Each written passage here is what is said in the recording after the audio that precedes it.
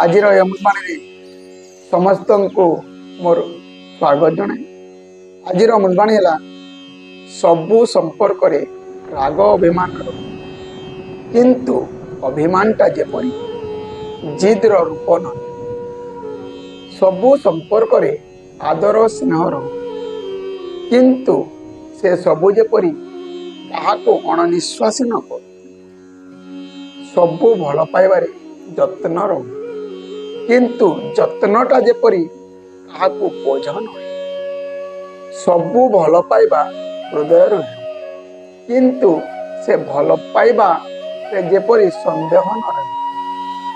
ଏହି ଅମୃତବାଣୀଟି ସମସ୍ତ ବନ୍ଧୁମାନଙ୍କ ପାଖକୁ ସେୟାର କରନ୍ତୁ, ଲାଇକ୍ କରନ୍ତୁ ଏବଂ ସବସ୍କ୍ରାଇବ୍ କରିବାକୁ ଭୁଲନ୍ତୁ ନାହିଁ, କାହିଁକି ନା ପ୍ରତ୍ୟେକ ଦିନ ସକାଳୁ ଅମୃତବାଣୀ ଶୁଣିପାରିବେ।